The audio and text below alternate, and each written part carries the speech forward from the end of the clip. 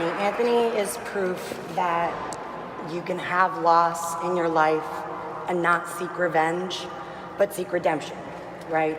So the fact that he's here today, knowing that he has personal skin in the game really, really means a lot to us. I want to thank everybody for coming out today and for your patience.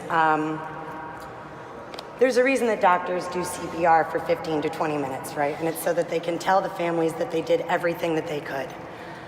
I have no illusions that coming here today is going to convince Governor Raimondo to veto this bill. Mostly because Governor Raimondo herself knows how bad this bill is.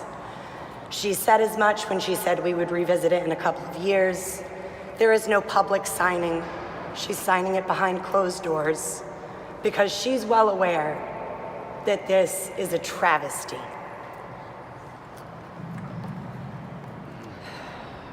My big brother was supposed to be here today, but he's a little sick, so we'll give him a pass. Drug kingpins are not going to be the ones affected by this law. It's not going to be the Rhode Island Scarface that goes to jail. For the most part, an addict who wakes up next to an overdosed person is not a drug kingpin, but a drug addict themselves.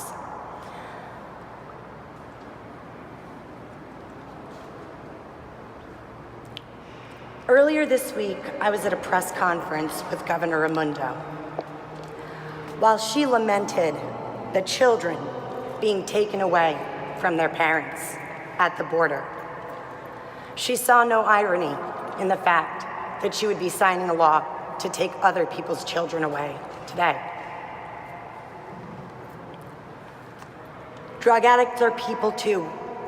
I find it weird how many times I have to say this, but I will say it until I'm blue in the face. There is no manual for addiction. It's not only poor people, or only irresponsible people, or only people who deserve it.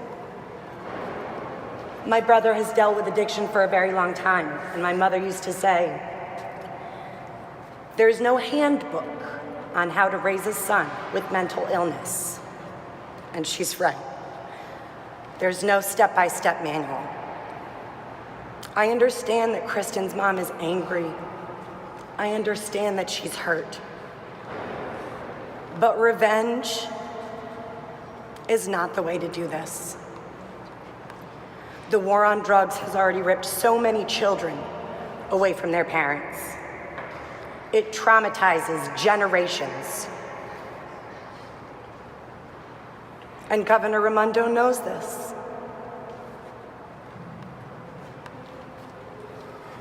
This is not democratic. A few months ago at this very Statehouse, we had a March for Science where we complained that the national administration was ignoring the scientific community in their pursuit of draconian legislation. And here we are, Rhode Island, one of the bluest states in the union, and we are doing the same. We are denying the dozens of medical communities who came out and said that this bill was vengeful, mean-spirited, and not going to save any lives. Governor Raimondo said we would revisit this in a couple of years to see what the human toll was.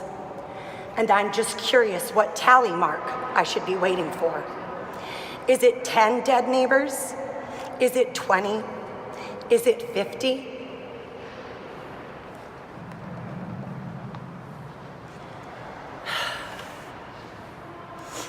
If the governor signs this bill into law today,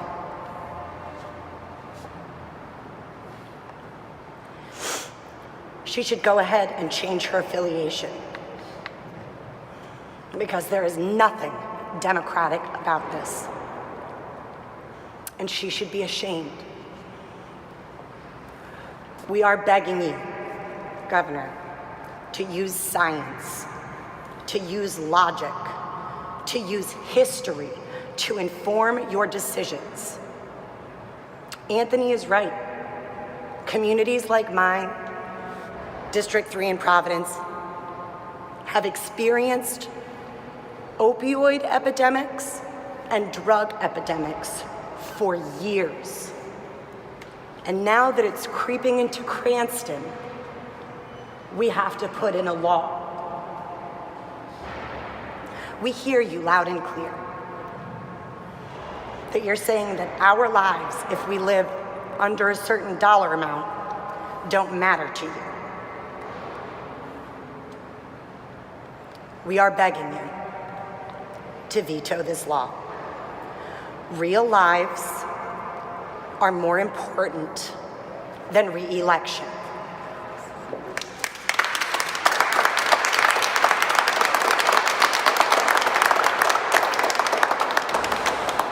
And at the very least, every person here today can say to their loved ones that are struggling that we did everything that we could. Thank you guys for coming out.